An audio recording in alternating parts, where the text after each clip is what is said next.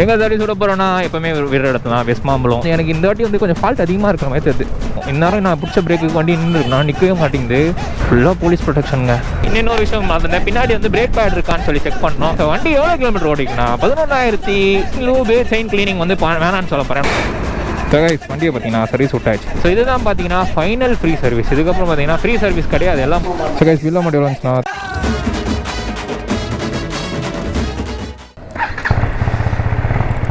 So guys இன்றைக்கி என்ன vlog பார்த்தீங்கன்னா இன்றைக்கி வந்து நம்ம பைக் வந்து சர்வீஸ் விட்ற விலாக் தான். ஸோ ரொம்ப நாள் ஆச்சு வண்டி வந்து சர்வீஸ் எப்போத்துந்தோ அந்த சிம்பிள்லாம் வர ஆரம்பிச்சு சர்வீஸ் விடாமல் ஓட்டிகிட்டே இருந்தேன். ஸோ இன்றைக்கி தான் பார்த்தீங்கன்னா நம்மளுக்கு வந்து சம்பளம் வந்துச்சு. அதனால் பார்த்தீங்கன்னா ஃபஸ்ட்டு வேலையாக போயிட்டு நான் போய் வண்டியை சர்வீஸ் விட்டு வந்துடுவோன்னு சொல்லிட்டு வண்டி எடுத்தாச்சுங்க. ஓ அப்படியா விஷயம். எங்கே சர்வீஸ் விட போகிறோன்னா எப்போவுமே விடுற இடத்துல தான் West Mambalam service centre KTM service centre. Senior அண்ணா இருப்பார். அவர் தான் கால் பண்ணி கேட்டாங்கன்னா வரட்டானா அவர் தம்பி 9 o'clock வந்துரு தம்பி அப்படின்னாரு. மணி பார்த்தீங்கன்னா 8:47. இன்றைக்கி கொஞ்சம் ஷார்ப்பாக போயிடலாம் தான் இருக்கேன். யார் போகிறோம் பார்த்தீங்கன்னா நானும் என் தம்பியும் போகிறோம், என் சொந்த தம்பியும் போகிறோம். அப்புறம் சின்ன ஃபால்ட் இருக்குங்க நிறைய. கொஞ்சம் எனக்கு இந்த வாட்டி வந்து கொஞ்சம் ஃபால்ட் அதிகமாக இருக்கிற மாதிரி தெரியுது. செயின் வந்து கொஞ்சம் கடற்கரன்னு சத்தம் வருது. அதுக்கப்புறம் பார்த்தீங்கன்னா ஃப்ரெண்டு பிரேக்குங்க ஒரு இடத்துல செம்ம அல்லுங்க. நான் வந்து இந்த பாருங்கள் எவ்வளோ பிரேக் பிடிச்சாலும் நின்று இருக்கணும். இந்நேரம் நான் பிடிச்ச பிரேக்கு வண்டி நின்று இருக்கணும். நான் நிற்கவே மாட்டேங்குது. ஒரு மாதிரி அல்லு விட்டுருச்சுங்க. நான் ஒரு 80-90 வரும்போது திடீர்னு ஒரு வண்டி வந்துச்சு நடுவில்.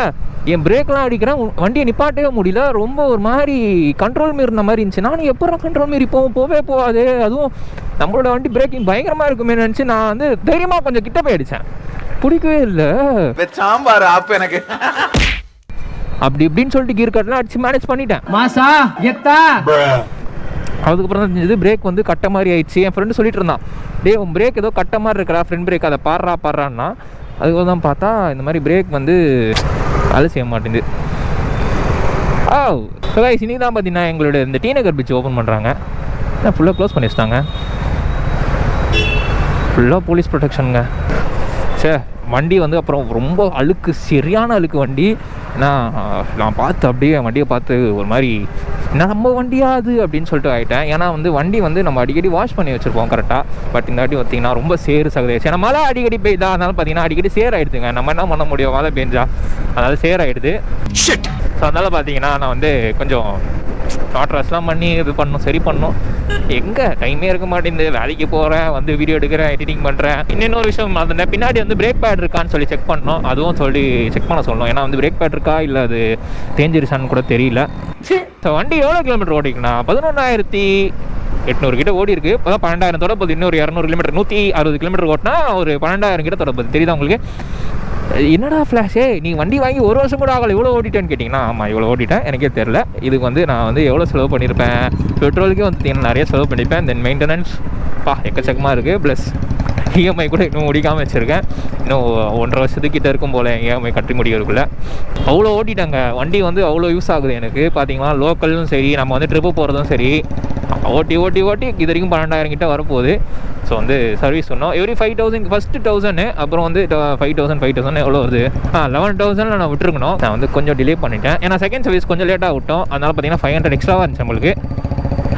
ஆனால் பார்த்தீங்கன்னா 11,500 விட வேண்டியது. நான் ஒரு 400 கிலோமீட்டர் எக்ஸ்ட்ரா ஓட்டிட்டேன். வேறு வழி தெரியல. இவருக்கு இதான் வேலை. ஏன்னா என்கிட்ட வந்து சர்வீஸ் பண்ணுற அளவுக்கு பட்ஜெட் அப்போ இல்லை.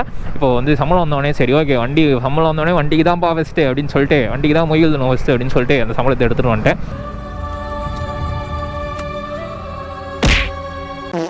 போய் வண்டியை சர்வீஸ் விட்டுட்டு அதுக்கப்புறம் என்னன்னா செயின் லூபு செயின் கிளீனிங் வந்து வேணான்னு சொல்ல போகிறேன். ஏன்னா அதுவே பார்த்தீங்கன்னா 400வாங்க.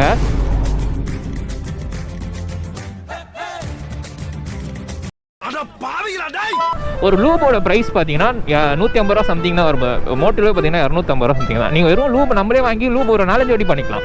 ஆனால் நம்ம வந்து சர்வீஸ் சென்டரில் கொடுக்குறதுனால லூப்லாம் பண்ணுறதுனால அவங்க ஒரு வாட்டி தான் லூப் பண்ணுறாங்கன்னா அதுக்கு அவ்வளோ காஸ்ட் வாங்குறாங்கன்னு தெரியல. கொண்டாடி பில்லில் பார்த்தேன் நான். அதை பார்த்து அப்படியே ஃப்ரெஸ்ட்ரேட் ஆகி உட்காந்துட்டேன். சொல்லியிருக்கலாமோ அப்படின்னு சொல்லிட்டு. ஏன்னா போன தடவை வந்து சீனியர் எடுக்கல, இன்னொரு நான் தரு பில் போடும்போது. அதனால் கொஞ்சம் கஷ்டமாக போச்சு. இந்த வாட்டி கொஞ்சம் சொல்லிட போகிறேன். ஆனால் இந்த மாதிரி வந்து வேணாம் எனக்கு லூபும் செயின் கிளீனும் பண்ண வேணாண்ணா அப்படின்னு சொல்ல போகிறேன். ஐயோ பிரேக் வேறு தாங்க பயமாக இருக்குது. என்னன்னு தெரியல. என் வண்டி ஓட்ட நான் பயப்படவே மாட்டேன். இப்போ பார்த்தீங்கன்னா வண்டி நல்லா சீருது, ஆனால் பிரேக் பிடிக்க மாட்டேங்குது. நேற்று தான் எங்கள் அம்மா கிட்ட பொழுப்பிருந்தோம்மா பிரேக் பிடிக்கலாமா அச்சோ என்னப்பா சொல்கிறேன் எங்கள் அம்மா ஷாக்லேயே கேட்குறாங்க. அப்போ தான் சொன்னேம்மா பிரேக் பிடிக்கலாமா, நான் கண்ணே நீ எடுத்துகிட்டு போய் ஃபஸ்ட்டு வண்டியை எடுத்து சர்வீஸ் சென்டரில் கொடுப்பா அப்படின்னு சொல்லிட்டாங்க எங்கள் அம்மா. பரவாயில்ல நான் காசு தரேன் அப்படின்னு சொன்னாங்க. இல்லைம்மா நாளைக்கு சம்பளம் வந்துடும் விட்டுறேம்மா அப்படின்னு சொல்லிட்டு வண்டி நேரத்துலேருந்து எடுக்கல, வண்டி எடுக்காதப்பா அப்படின்ட்டாங்க. அதுக்கப்புறம் தான் சரி இன்றைக்கி வண்டி எடுத்து நல்லபடியாக விட்டுடலாம் அப்படின்னு சொல்லிட்டு இவ்வளோ காலையில் ஏஞ்சிக்கிறதே ஒரு மாதிரி ஜாலியாக இருக்குங்க. வெயில் இல்லை, நல்லா ஜில்லுன்னு இருக்குது.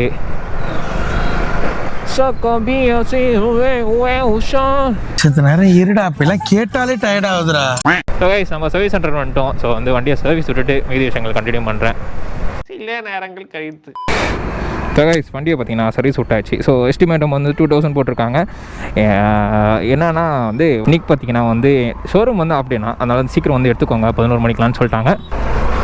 ஸோ அவ்வளோதான். மீதி விழாக்கெலாம் பார்த்தீங்கன்னா வந்து வண்டி எடுத்துகிட்டு வந்து கண்டினியூ பண்ணுறேன். பைக் எப்படி இருக்குது, அதுக்கப்புறம் வந்து பைக்கில் நம்ம என்னென்ன மாற்றிருக்கோம்னு சொல்லிட்டு கண்டினியூ பண்ணுறேன்.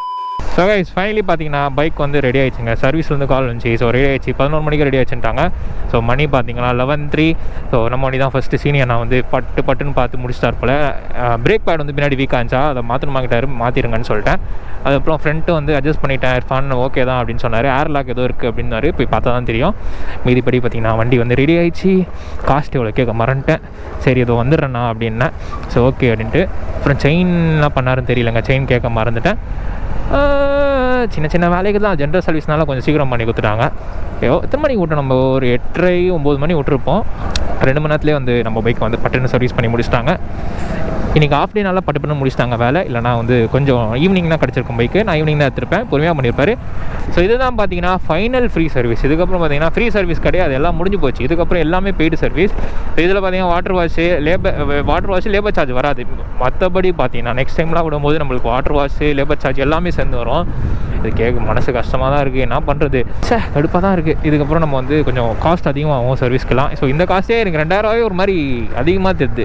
ஆனால் வந்து இன்னும் அதிகமாகுன்றது போது ரொம்ப கஷ்டமாக தெரியுது. மேனேஜ் பண்ணிக்கலாம், பார்த்துக்கலாம் அப்படின்னு.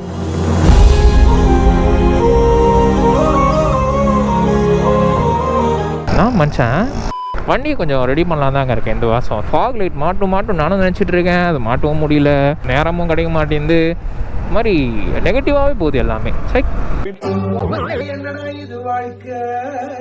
சர்வீஸ் சென்டர்கிட்ட வந்துட்டோம். ஸோ உள்ளே போயிட்டு பைக் ரெடி ஆச்சுன்னு போய் பார்த்துட்டு அப்படியே நோ பார்க்கிங் போட்டிருக்கான். ஆனால் நம்ம வந்து பார்க்கிங் பண்ணுவோம். A few moments later. நம்ம வண்டி வந்து அங்கே கரெக்டாக அந்த இடத்துல நிற்குது. ஸோ இது வந்து பஜாஜ் ஷோரூம், அது கேடிஎம் ஷோரூம், ரெண்டும் ஒரே கம்பெனி தான்.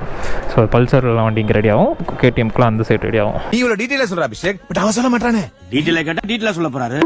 ஸோ கைஸ் பில்லோ மாடல் வந்துச்சுன்னா 2034 கிட்ட வந்துச்சு. பிரேக் பேடு மாற்றிட்டோம், back brake pad. Front brake pad மட்டும் நல்லா தான் இருக்குது. ஃப்ரண்ட் பிரேக் பேட் இப்போ தானே மாற்றணும், ஸோ அதனால் அது மாற்ற தேவையில்லை. ஆனால் இப்போ லைட்டாக கொஞ்சம் பெட்டராக தான் ஃபீல் ஆகுது. இருங்க கொஞ்சம் ட்ரை பண்ணி பார்ப்போம். கொஞ்சம் பவராக அடிச்சு பிடிக்குதுங்க, நல்லாவே பிடிக்குதுங்க. சர்வீஸ் பார்க்கணும். ஃபியூல்லோ சர்வீஸ் 5000 கிலோமீட்டர் வச்சுருக்காங்க. ஸோ இதுக்கப்புறம் பார்த்தீங்கன்னா 5000 கிலோமீட்டர் அப்போ தான் நம்ம வந்து பைக் விடுற மாதிரி வரும், அதுக்கு முன்னாடி வராது. டோட்டல் பில் எவ்வளோ வந்துச்சுன்னா 2034 ருபீஸ் சம்திங் வந்துச்சு. ஸோ அவ்வளோதான். ஸோ இதோட காஸ்ட் இவ்வளோ வந்துச்சு. பட் பரவாயில்ல, இந்த வாட்டி கொஞ்சம் கம்மியாக இருந்துச்சு. பிரேக் பேட்லாம் மாற்றி நான் லூப் அடிக்கணும்னு சொல்லிட்டேன். அப்போ செயினும் கொஞ்சம் சவுண்டு கம்மியாகிடுச்சுங்க. கடமுடா இருந்துச்சு, இப்போ கொஞ்சம் கம்மியாகிடுச்சு. லூப் வந்து நான் பண்ணிக்கிறேன், நான் என்கிட்ட இருக்கேன்னு சொல்லிட்டேன். ஏன்னா லூப் வாங்கி வச்சுருக்கேன், வேணாம் அது வேஸ்ட்டாக போயிடும். அதனால் வந்து லூப் வேணாம். லூப் மட்டும் பார்த்தீங்கன்னா 300 to 400 வரும், அதனால் வேணான்னு சொல்லிட்டேன். நான் வந்து என் தம்பிக்கிட்ட வண்டி கொடுத்துட்டேன். ஸோ அவன் ஓடி பார்த்துட்டு எப்படி இருக்குன்னு சொல்லுவான்னு சொல்லிட்டு, ஸோ அவனும் சொல்லிட்டான் கரெக்டாக இருக்குது அப்படின்னு சொல்லிட்டு சொன்னான். பிரேக் நல்லா இருக்குது, எதுவும் பிரச்சனை இல்லை இப்போ அப்படின்னு சொல்லிட்டான். சொல்லுதாங்க இந்த விழாக்கத்தை விட பண்ணிக்கிறேன். சேனல் கேர் அப்போ சந்தேகமாக இருக்கான்னு சொல்லி பண்ணி பிள்ளைக்கெல்லாம் வளர்த்துட்டு போங்க. அன்பது போய் கொடுத்துட்டே இருங்க. சொல்லவே லவ் யூ ஸோ மச். அடுத்த வாக்கில் சந்திப்போம்.